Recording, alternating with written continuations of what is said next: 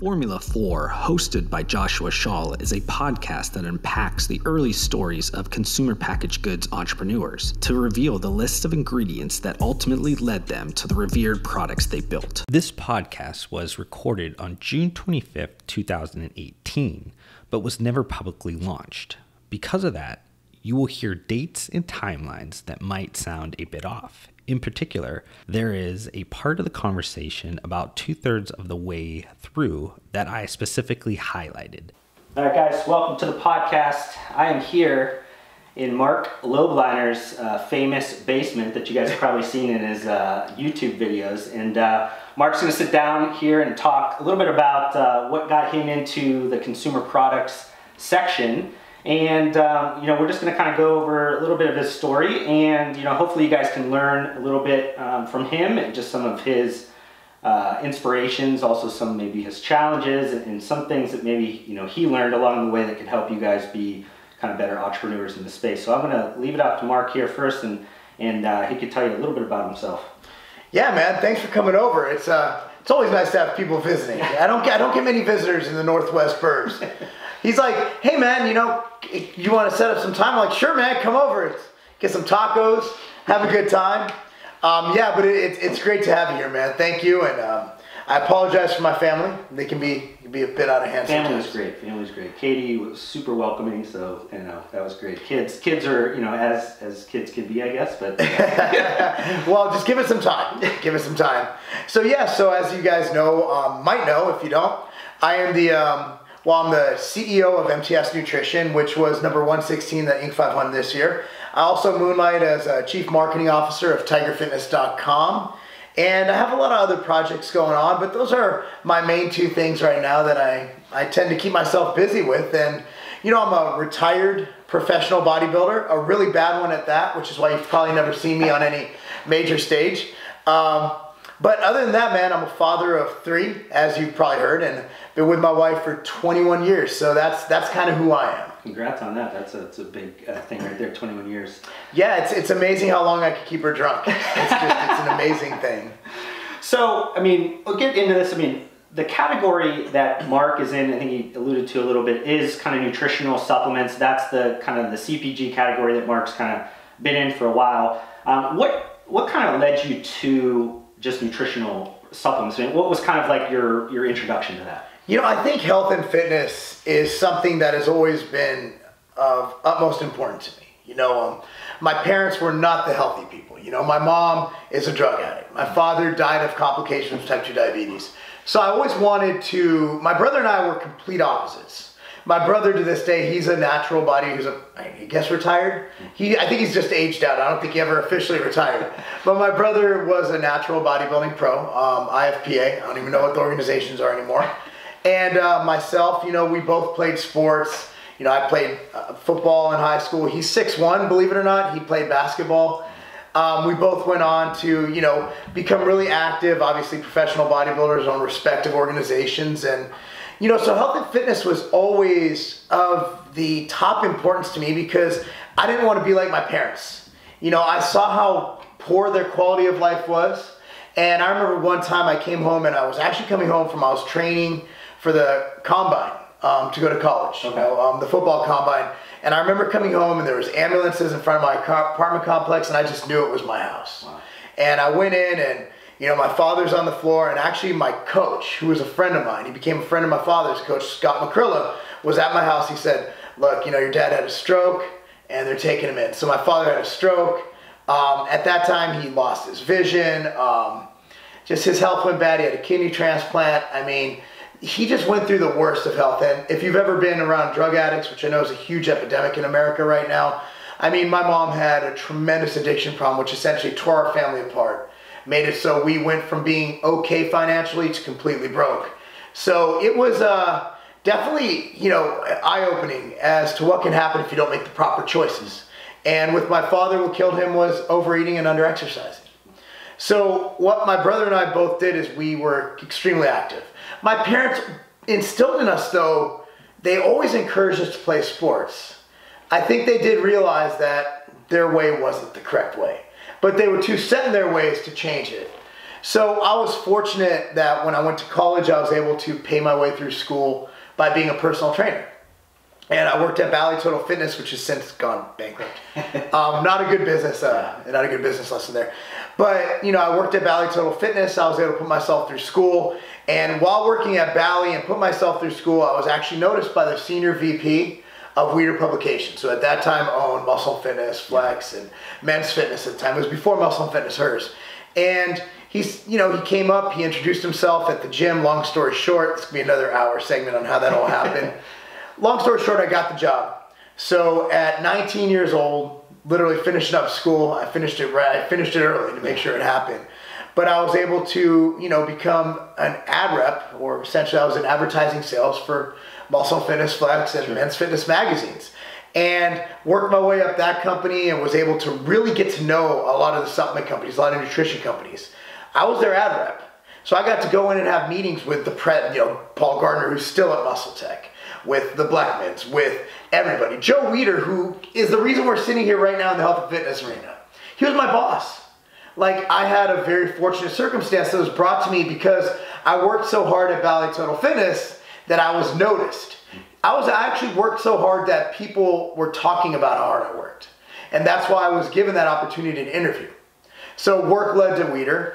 And once I worked at American Media, who owns Inquirer, Star, Mira en Espanol, Country Weekly, they actually ended up acquiring Weider, buying Weider. And when they bought Weider, they fired 80% of the staff. They literally let everybody go. They kept me, literally tripled my salary, gave me a promotion, and I was now managing a group of people at 23 years old. Wow. It was fantastic. I mean, you know, and so, but at, you know, about a year and a half after that, I decided that, you know, my career I'm not going to really go. I've topped out. And I topped out, maybe, now who cares about financially, but I think I topped out from a learning standpoint, from a personal growth standpoint. And that's when I decided to take an offer to help start INSTONE with Sylvester Stallone.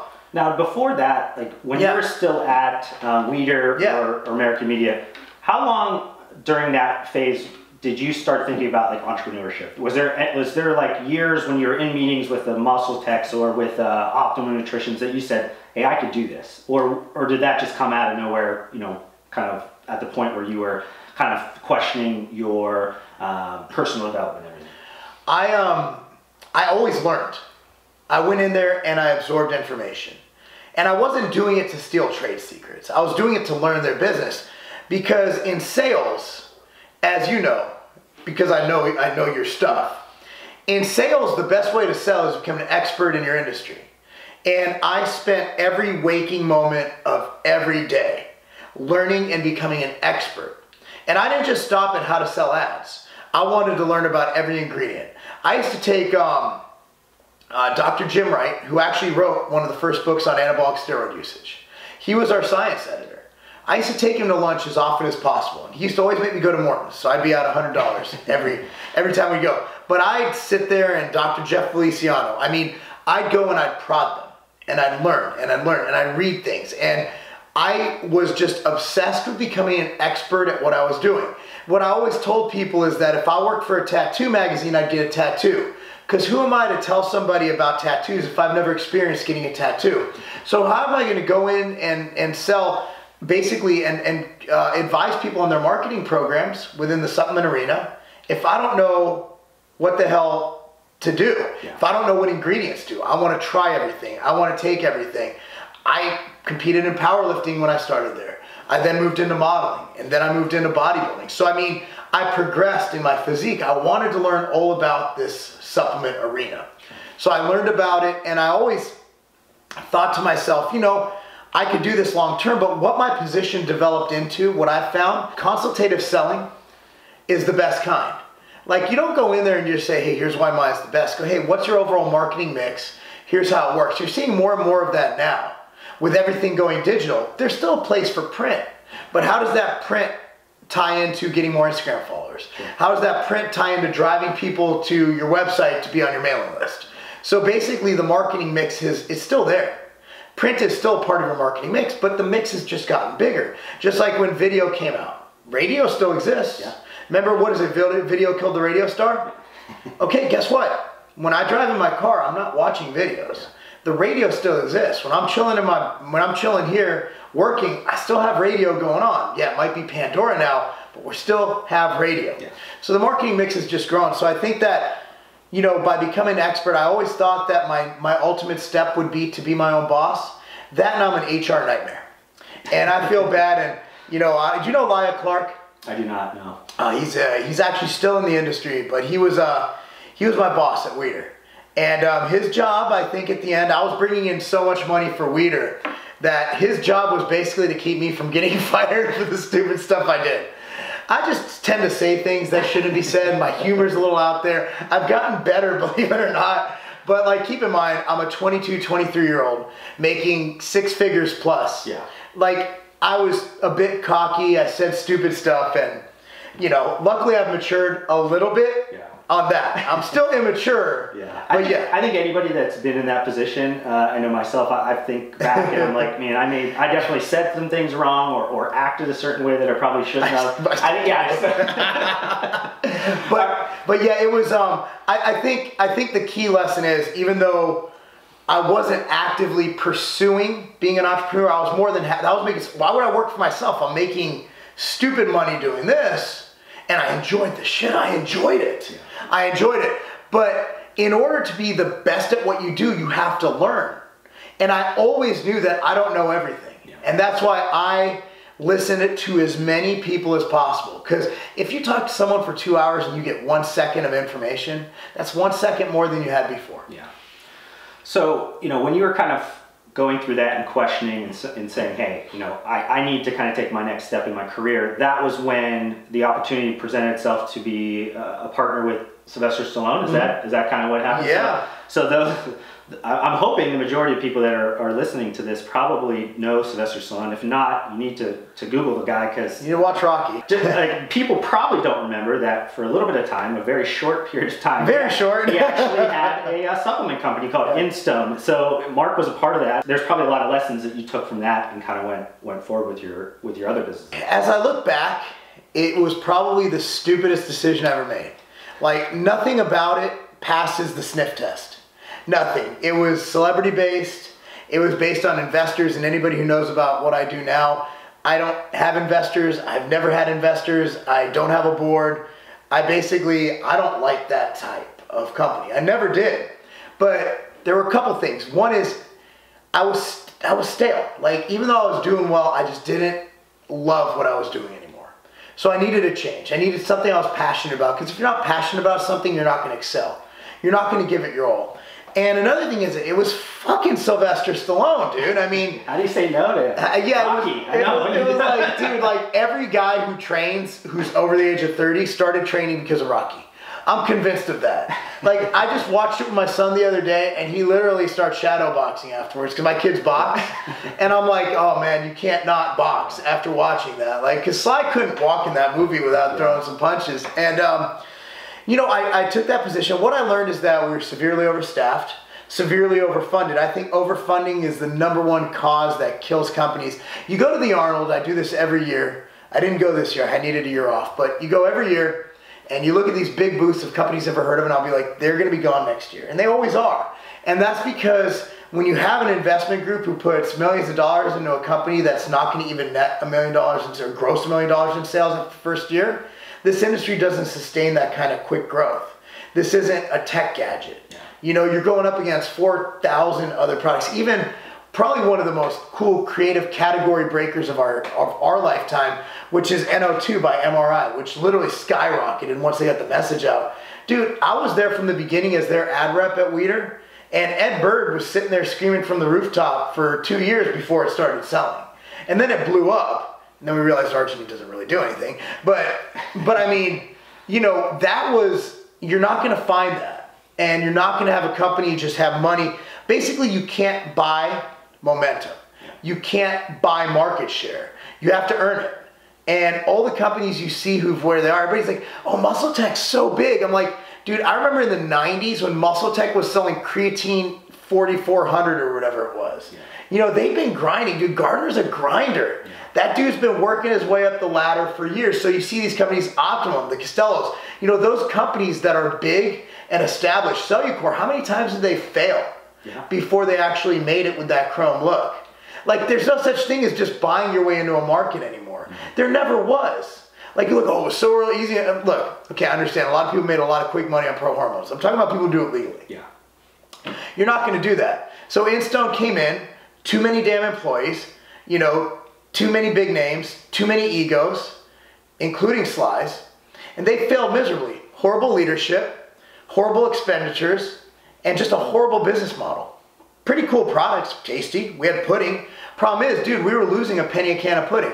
Not only that, they broke an NDA to make it. I mean, there's a lot of legal issues involved, and I think I could talk about it now because everybody there is, you know, somewhere else and been bankrupted. So, you know, but yeah, I mean, it's just bad management, and the CEO was weak. I mean, it's all about leadership. If you have a weak CEO, you have a weak, egotistical CEO, you're gonna have a weak company. Yeah. And that's what they had. So, you know, and also the board, if they're going to invest $2 million, they want to see that within 12 months. Yeah. And when you're at month 2 and you're getting returns because you're not turning the way, you know, your accounts expected you to, the board's going to give up on you. That's when they'll cut their losses and write you off. Yeah. So after that, I mean, you moved on to Scivation, which was kind of your, I would say, public introduction as a leader, CEO in the CPG kind of arena. And I think for people that maybe don't know the Scivation name, they should, but if they don't, that was the introduction of what would be considered a category of like intra-workout, which until that point, there was really nobody that was putting any products in intra-workout. There was pre-workout, which was still kind of even new to that, even at that 2004. Nitrix, NO Explode. Yeah, and then you had post-workout that's been around for kind of ever. But intra-workout was something that just didn't exist, correct? No, I mean, there were some products. There was Glutamine Select by Beverly, Ice by Extreme Formulations. They didn't taste very good. And one thing is that we realized by looking at the data and what we thought at the time, and since then there's been studies to not conclusively prove, but to validate somewhat, or at least have some, you know, more. The thing about research, it's never complete. You're never like, oh, that's the answer. No, it demonstrates. And so we're like, you know, the best use of BCA is going to be intra-workout. So 2 things you do. You need to put in powder form, and if you ever try branch chains unflavored, it's not good.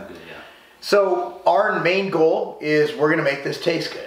Put a couple other things with them that'll help them, like citrulline malate, and at that time I put glutamine. I wouldn't put glutamine at this time now that I know more, and you know, obviously more data's come out. It's been since, you're looking at 2004, dude. That's a long time ago. So I mean, yeah, would I change the formula? Yeah, it would be what I put in machine fuel, because that's 2017. So I know it's 2018, but you know, so we're like, you know, if we can make this taste good, I think it'll work. And we made it taste good. I mean, and we kept redoing it. We kept this thing, we weren't afraid to come out with a new version, a better tasting version. Even though no one else did, we kept making ourselves better. We weren't afraid to make ourselves obsolete. And I think that's the one thing a lot of companies are afraid to do, like Twin Lab with Rip Fuel. They had 20 versions of Rip Fuel. And that's what killed the Rip Fuel brand, because they weren't able to say, you know, we just need to replace this. Yeah. We need DC. Because even in 2018, and you might know this better than me, the Scivation, the Extend is still exact, right? I mean, I know they've come out with some different variations, but I think the original one is almost exactly how it was in 2004. And I think they're following, you know, I think they're cellucoring it. I think there's like Extend Ripped, Extend Bulk. I think they're going to kill the brand. They're essentially going to start losing market share dramatically because they're confusing the shit out of the consumer. If they're listening right now, stop it, or you're going to lose the market share. So Cellucor, Cellucor now owns Scivation. Yeah. So those that don't know, I mean, Cellucor or Nutrabolt had bought Scivation, I believe maybe 2 years ago. I think it was a year and a half. Yeah, somewhere around that. Really, and you had already exited at that point, correct? Oh, I was gone in 2011. Yeah. So I think you know, it's still, the thing is, it's still a great formula. The flavor's been improved. I mean, again, I think there's better. I think my formula is better because I've learned more. You know, it's basically what I would do now if I was to create the same category. So, but again, like, I'm not self-promoting. That's just. But I think, yeah, it was an intra workout is now probably a top 5 category. Yeah. You know, and when we came out with it, first to market, first to mind, we were very fortunate to take that risk. I remember when we were one year, no one's going to believe this. We were trying to sell 30 serving Extend for $5 at the Arnold, and no one would buy it. No one would buy it. It was 2006, and I was at the Arnold trying to sell Extend for $5 for a 30 serving. I might remember that because I grew up in Ohio. I used to always frequent the Arnold. That was the time, well, at least back in my high school and college days, you'd go home with enough of supplement samples probably for 6 months worth of, like for $10 to get into the show. It was amazing. Now companies have gotten a little bit smarter. And we'd be out $20,000 at least, and that was before. But I mean, you know, at the end of the day, I think that it took, even with Extend, which was a new category, it took us probably 3 to 4 years to start realizing profitability, and then it took us another like 2 years to hit a tipping point. So it's dramatic. If you think you're just going to come up with, like, I get emails every day, and you probably do too at this point. Hey man, what are your tips on starting a supplement company? My answer is always, if you have to ask that, you're probably not ready to start one. Yeah, no, I agree. I mean, I sound like a dick when I say it, but no, it's. I mean, you get a lot of those questions from, you know, just people that want to start a business or whatever, and they ask a question like that, and to me, it turns me off a little bit. And this is not, again, I don't want to sound, you know, kind of, please people email me all you want, but I always kind of think to myself, like, did you look those things up first? Like with Google and YouTube and everything, like you can literally learn anything within a matter of a few minutes. I built IKEA furniture. Yeah, like that's how badass YouTube is. Like the amount of things that you can learn how to 3D print a gun on there. Like there's just things that, like, you know, those types of like craziness now that are on the internet. So when somebody asks a question like, you know, how do I start a supplement company, you know, at least have some base around, you know, what is going to be your plan, and then kind of ask some questions that are a little bit more insightful too, especially somebody that gets so many questions a day. I think it's nice to be able to bring a little bit of energy or at least insight to when you're asking a question. That's absolutely my take on it. No, I'm with you. I'll take the hate with you. So the intra-workout category at this point, I mean, it's about probably a 9-figure category at this point. Do you think it's around 9 figures? Oh, it's easily, yeah.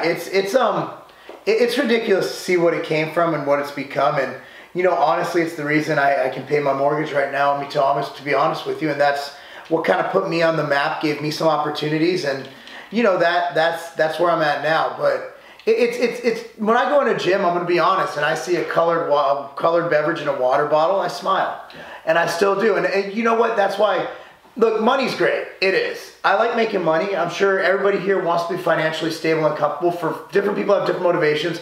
For some, it's to buy a Lambo. For me, it's to provide for my children and make sure they have generational wealth to carry them. That's my motivation. But you know what? Something about doing something that creates something, if no one knows I did it, it's kind of cool.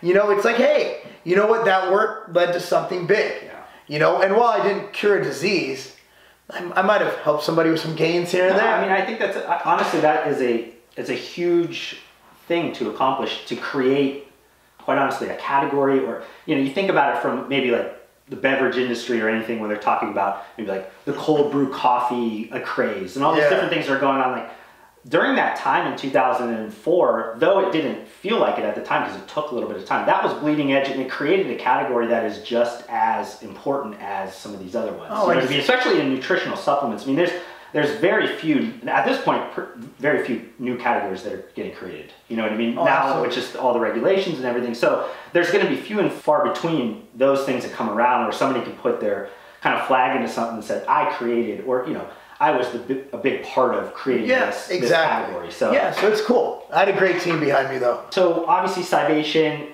you grew it for about 7 years, and then at that point you decided, you know, I'm going to sell my shares at that point, right? You're gonna exit and start something new. Was it the same feeling you had when you were at Weider and kind of American media, like, hey, I want to try something new, I feel like I need to develop more, or was it, you know, I just want to get into a different situation? I think that situationally there was a lot of things, and it was just time to move on. You know, I think you have that, and you know, it was taken over by a great guy, Mike McCandless. He did a great job with it, and he ended up selling it to Cellucor. So again, it was put into proper hands, and I had a good team there with Derek and Rob. It was time to move on. I've done my piece, and it was time to do my thing. So I'm really happy.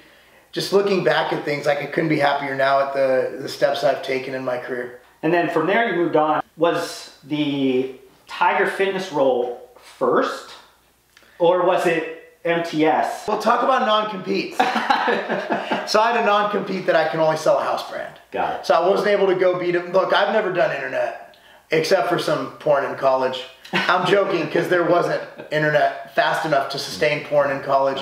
Have you read about watching porn on a 28.8 kbps? Like, you have to dial up. Yeah, so that was a lie. No, but you know what? It was, I didn't know the internet. I only knew B2B, but I had a concept based on Costco and Sam's Club. And Costco has Kirkland, Sam's Club has Members Mark, and Walmart has Equate house brands. And, you know, MTS Nutrition is essentially going to be, for now, for 2 years until my non-compete was up, a house brand of Site X. Sure. And then from there, after the 2 years are up, you know, boom. So it gives you 2 years to build the brand, to build the, you know, network of people, to get exposure for it, and to inherently build whatever site you're with. And then you move forward with it and you go to the open market. So that's where it tied in. It was actually a strategy that in every other industry it's been done. Yeah. In our industry it hasn't been done. And after that, you know, bodybuilding did it with Jim, but they claimed that he owned, it was weird ownership claim stuff going on there. I don't think they discussed how to properly break it to the consumers before it happened. Yeah, but it was, it was, from the beginning, MTS has been my brand. And like I tell people, like, I spend most of my days selling to retailers. You know, that's my job. That's my main proficiency. And, you know, they go, what's Tiger Fitness saying? I explain to them and then I'll compete. Look, if it was up to me, I would have been B2B from the beginning, but here's why we did it the way we did. Sure. And also, let's be real, would you know who the F MTS is if it didn't have the platform of Tiger Fitness? Yeah. And in turn, Tiger Fitness got to grow, literally be on the Inc. 500 for 8 straight years. Yeah. So, I mean, it's a very beneficial situation. I think that's interesting in terms of the private label. I mean, I think anybody that pays attention to CPG categories in general, like private label is kind of its own beast. I have my own kind of thoughts around it. I think it really took hold in 2008, 2009 when kind of the Great Recession came on. And that was also the time, at least myself, I'm a millennial myself, like an older millennial, but we were coming into the job, into the job market around that 2008, 2009 phase. And because we didn't have the lucrative jobs and kind of the economy that was going great, we had to make decisions in our budget. And one of the things we had to make a decision on was, do we buy the products that our parents fed us for 18 years? Or do we, pick something up that's $1 cheaper or 50 cents cheaper? Yeah. And a lot of us at that time, at least myself, I made the decision, hey, let me try out this Target brand or Walmart brand or Kroger brand or whatever for my food, just even though my parents had bought, the brand name stuff my whole life. And what I realized at that time was it tasted the same. And I'm like, man, why waste the money at that point? So I think a lot of people at that point had to make the decision, be it millennials or not, that were kind of dealing with crunches in their budget. People realized, wow, this private label stuff actually is quite honestly the same thing. And a lot of times what people don't realize is actually is the same thing. It's made by the same manufacturers. The specs are pretty close to them, so you're not going to really notice too much from it. So in the nutritional supplement space, it was one of those areas that really didn't see private label outside of the GNCs and a little bit of, and this is, we're talking now in 2011, Vitamin Shop a little bit, Vitamin World, and GNC had private label. Outside of that, none of the mom and pop shops really had private label. Nobody was online retailers really didn't have private label. There really wasn't a lot of it. So that was a really novel idea. Again, you kind of struck on something. Yeah, but I think that a lot of companies did and do it wrong. I was having a discussion, actually, believe it or not, I went to a couple companies with this concept because initially I just wanted out of the industry. I was tired of it. I actually accepted a job and then rescinded my acceptance. I was going to be moved out somewhere and take a corporate job, put on a suit and tie and have a good old time and go back into the workforce. So I met with somebody and he owned another internet site and I'm not going to say who it is. And I'm like, look, website X. I'm like, look, I have this concept, house brand, call it this, boom.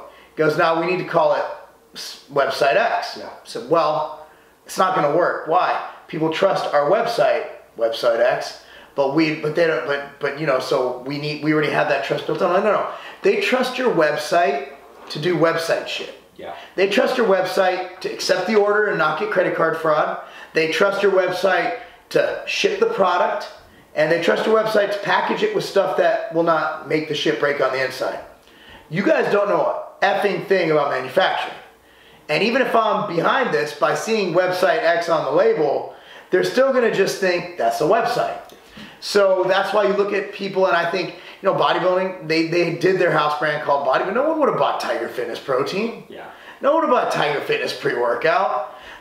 People would have, but not to the level we bought it here. Why are you not buying Costco antihistamines? Why are you not buying Costco beef jerky? Why is it Kirkland? Costco's, they've already done the focus groups, dude. It's out.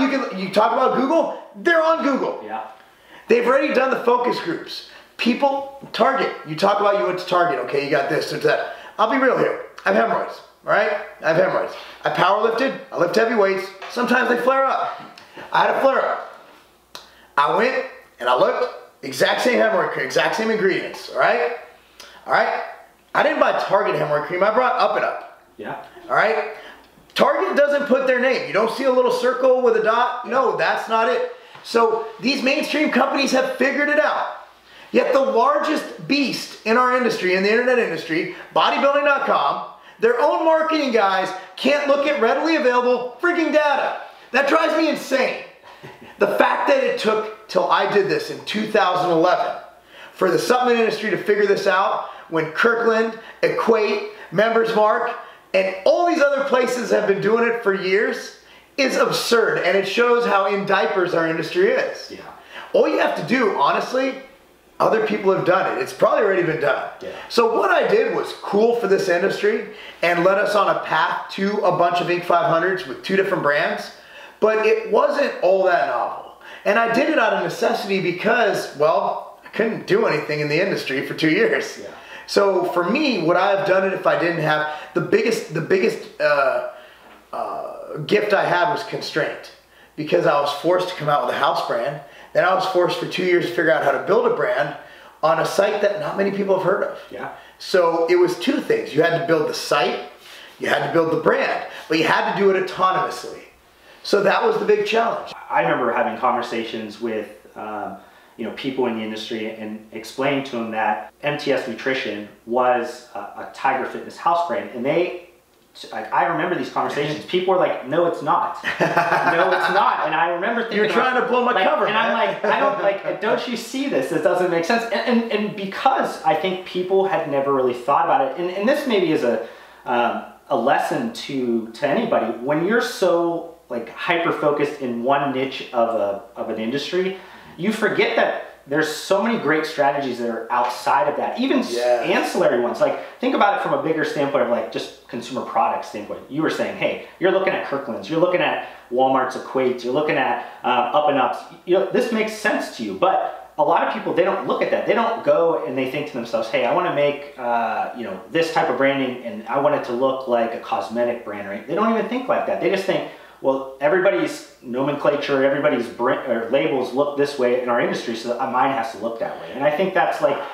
it's just a perpetuation of the same ideas. Though you're downplaying a lot of the things with maybe MTS about the private label, I think it was you know, insightful that you kind of look there and say, hey, I need to look outside to bring something in that is going to be really important. Well, can I kind of bring it back to what I said earlier about Weider? I'm always learning. A lot of people in business, CEOs and leaders or people who want to be, are so egotistical that they refuse to believe that there's a better idea than their own.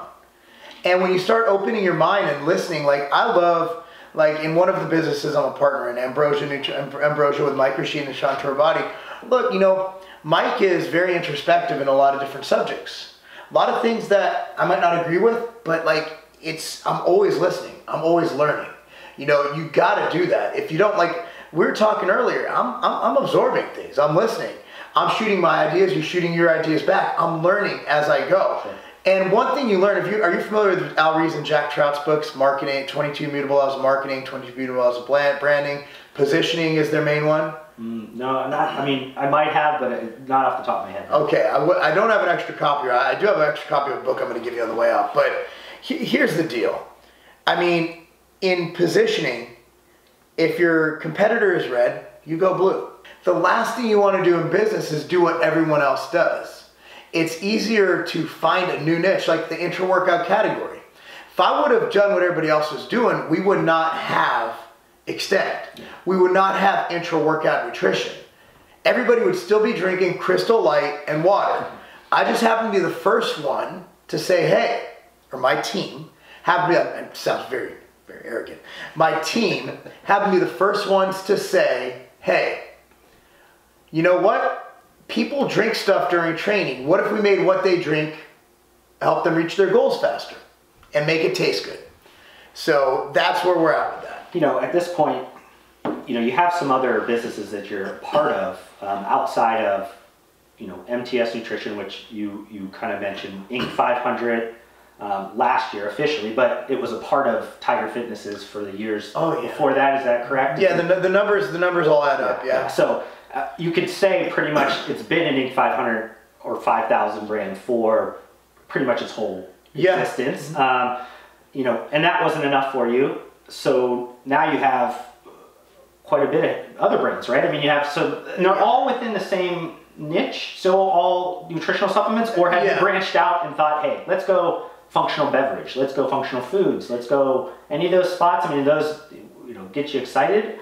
What is most interesting about this particular question is that it happened a few hours before and after dinner conversation between Mark, Katie, Mark's wife, where I was able to help them fit a major puzzle piece together that would finish the project that would eventually become the Outright Bar. The Outright Bar launched at the end of 2018 and would go on to sell millions of protein bars in its first year. Since this podcast was filmed June 25th, 2018, Mark's answer will show you how entrepreneurship can seem clear and focused in one direction, but then out of nowhere, a huge opportunity becomes so apparent that you need to risk undertaking a major change to your company's future focus to create another new category of products. They do get me excited, but right now, I mean, we have so much room to grow.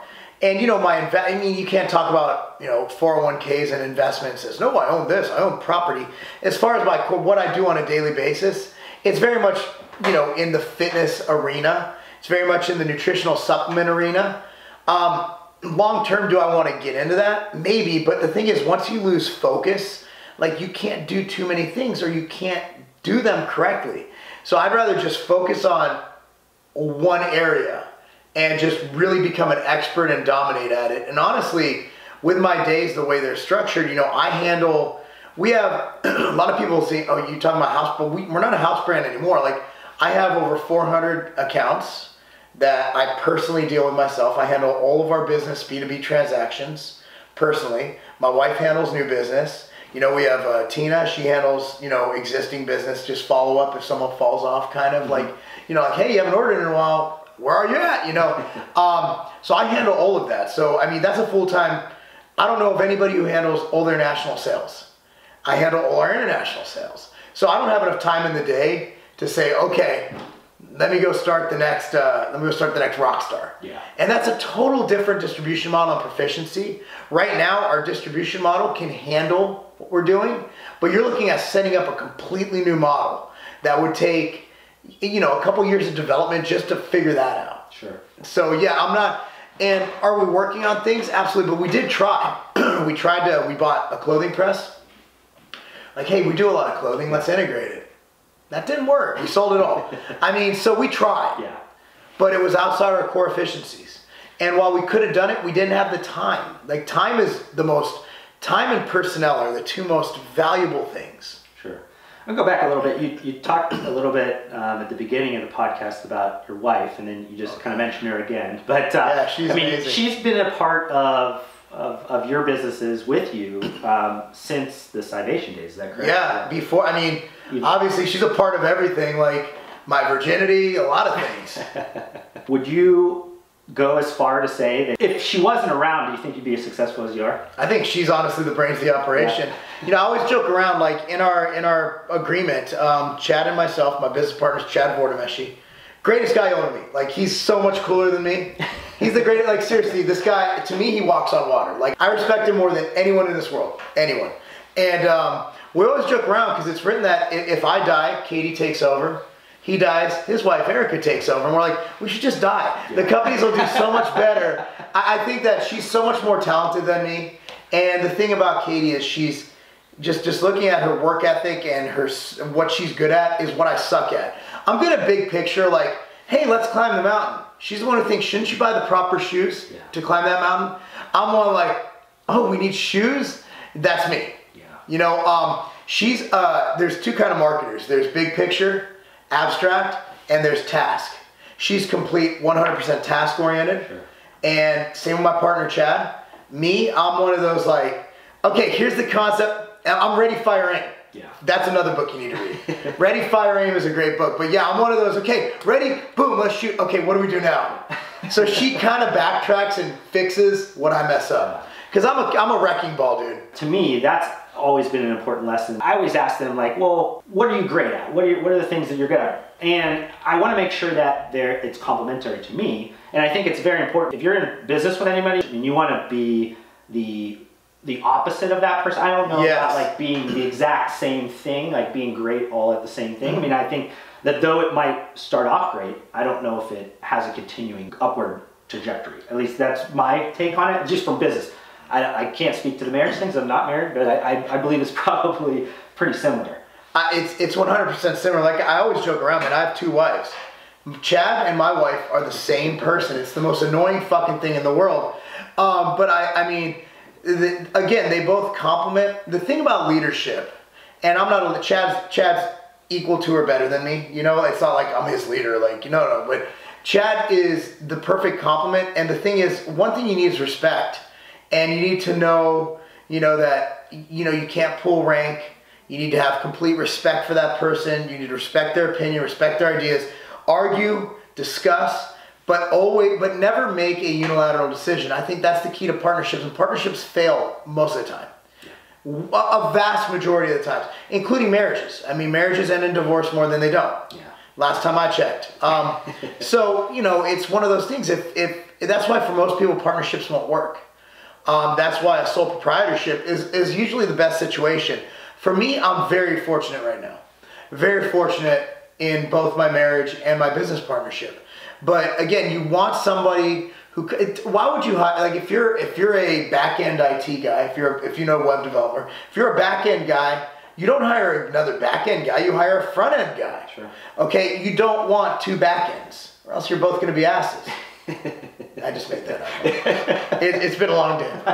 It's been a long day. You got a lot of things going on. Obviously, time is most precious. Probably precious at this point. I mean, with two kids. Three kids. Oh, forgot about the little one. Sorry. He was quiet. He was quiet, yeah. So you got 3 kids. You got multiple businesses at this point.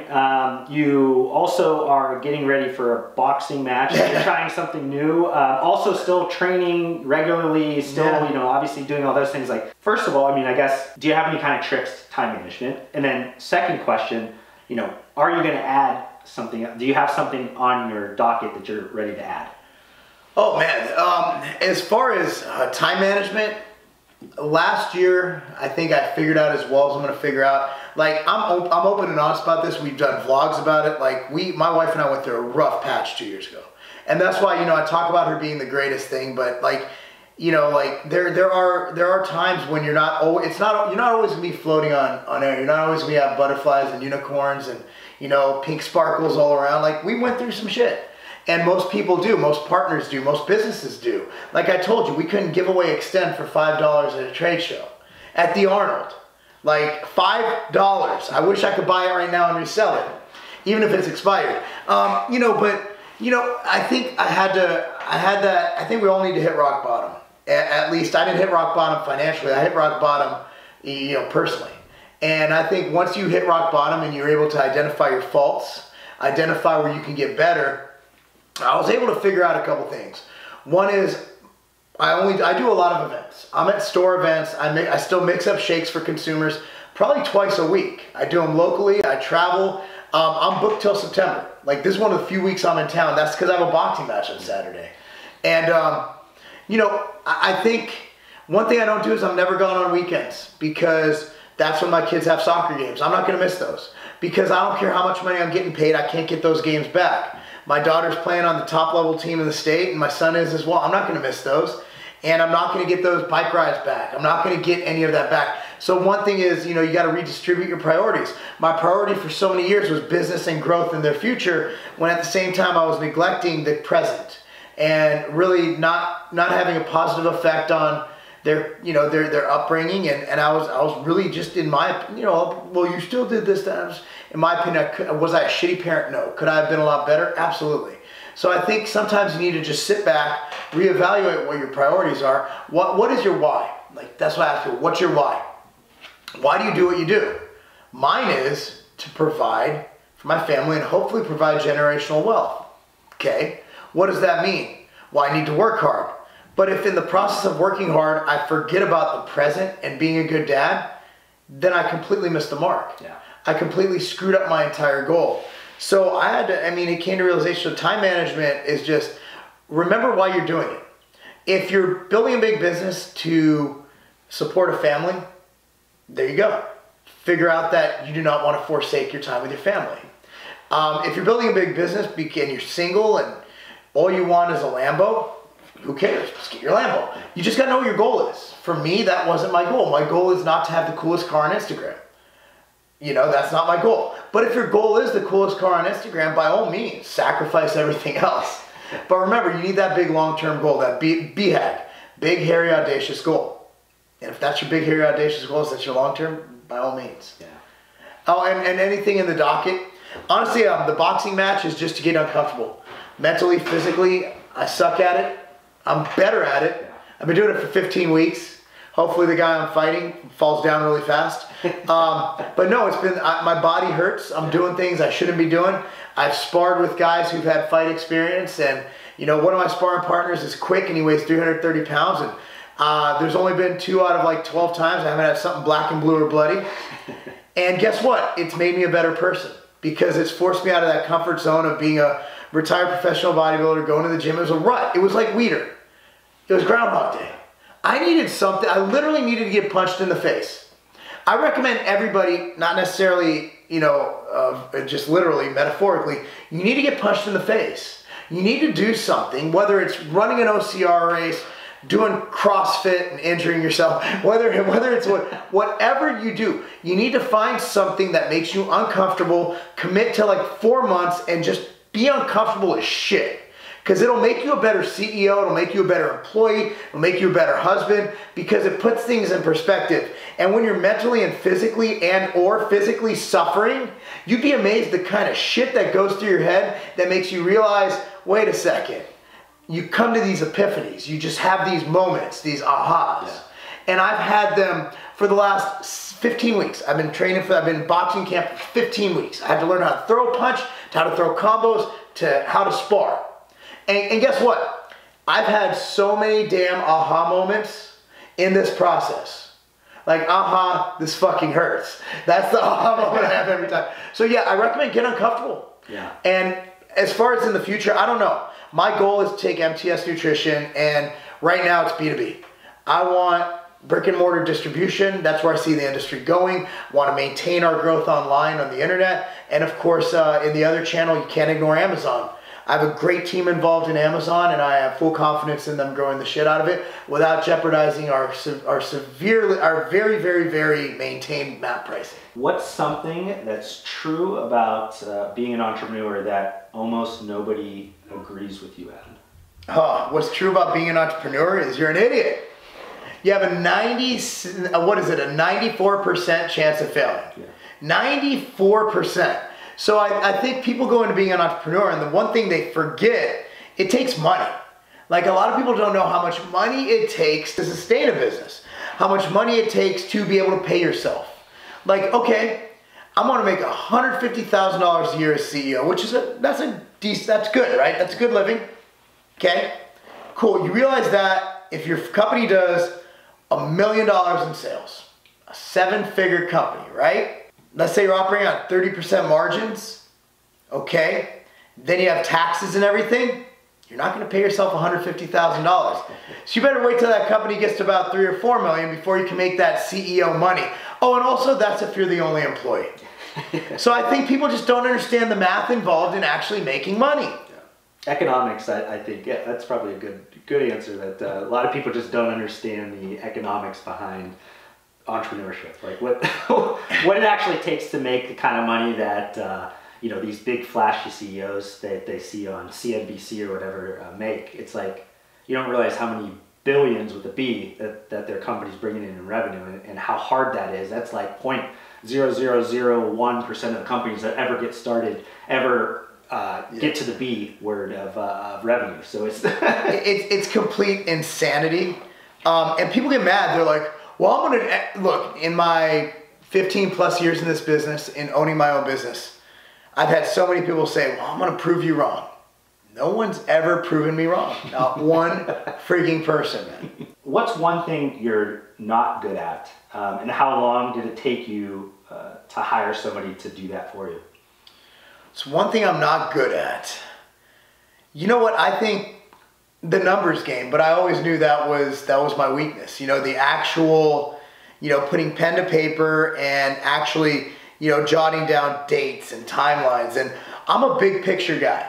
So while I do talk about numbers and profitability, I know how to do that. The long-term forecasting of what it'll take to get to level X, that's something you need a good CFO, a good even CTO who's able to, Chief Technology Officer, who's able to run those numbers and forecast that, and a good bookkeeper who's able to really keep you on task with your KPIs, your key performance indicators.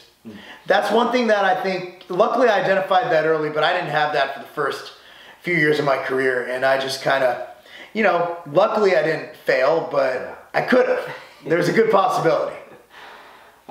So this question is basically saying, like, you can't be an entrepreneur. So if you had to apply for one job, where would it be and why? Right now? Yeah, today, like even at your level. This is not like you're going back to Mark at high school. This is like today with your skill set. Where would you apply? Why, and what would be that job? Oh, if I had to just start over, I'd train athletes. You know, luckily throughout my career, I've been able to go and invest 2 to 3 weeks a year in improving my educational set.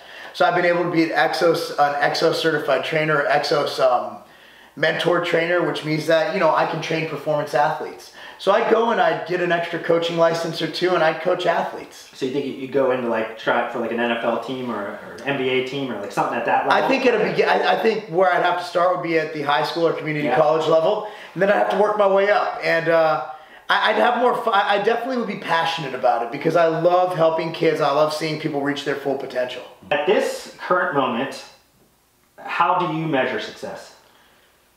Measurement of success is a very hard thing to explain. I think it's a combination of things. It's a combination of financial success. I know a lot of people come on and fake the funk, and they're like, oh, money means nothing. Shut up. They've never been broke. Like being broke, I don't want to be broke again. Financial plays a huge role. How much time I can spend with my family and how happy I am. How do I judge happiness? You know what? If I wake up in the morning and I want to get out of bed and I don't turn the snoozer on, and I'm excited to start my day, that's happiness. If I'm excited to see my wife, you know, if I'm excited to, you know, hang out with my family, that's happiness. So financial, luckily, eliminates a lot of obstacles it takes to do that because it's easier to take your family out to dinner and enjoy some chocolate chip pancakes if you don't have to budget those. So finances make happiness. It eliminates a hurdle that you usually have to overcome in achieving happy moments. You look at people's happy, oh, these are the greatest memories, these are the greatest. It's usually like when they go to Maui. You know, you don't say like, hey, remember that time we went to the sewer? That time we visited the dump? That time we drove through the hood? Nobody remembers that. Like, you remember those moments. So that's why we go on our Disney cruise every year. And, you know, those are the moments that you remember. It's when you do epic stuff. Like, even we didn't do much, but when we did stuff, like, I remember the cool stuff we did. Yeah. Like, hey, you remember that time we went to X? Oh, that was great. You just want to make those memories. You know, you want to create memories. Do you remember the first customer that bought product at Scivation? The first customer that bought product at Scivation. Actually paid money for it, so not one that your buddies that you gave some product to put on a shelf. The first major account I closed was nutrition.com. And I remember he ordered, and we had a product called NeuroStem. It was a neurocognitive product. I don't know if you remember it. A little bit back, that was actually the product that Scivation launched with. And I remember he bought 180 units. I only ran like 500 or something. So I was like, holy shit, this is amazing. And I was like, I remember I called at that time, he's since passed away. He was a great guy. His name was Tom Roddy. He used to handle purchasing. Now his brother Bernie does. And I remember I called Tom and he's putting net 30. I'm like, Tom, is there any way you could prepay this? Like if I give you like 2% or something? I'm like, because this would really help right now. Yeah, it was Nutrition's the first like sale that I could say, yeah, that was the one. That was it. Thank you so much for watching this video. If you want to help support me, make sure you guys hit that thumbs up button on this video. If this is the first time you've been introduced to my videos, would love for you guys to be a part of my community by subscribing to my channel. I upload several videos just like this weekly. And if you guys want to connect further outside of this platform, I do include all of my social media links down below. I just want to thank you guys again for your time. Hopefully I gave you some value in return, and we'll see you guys on the next video.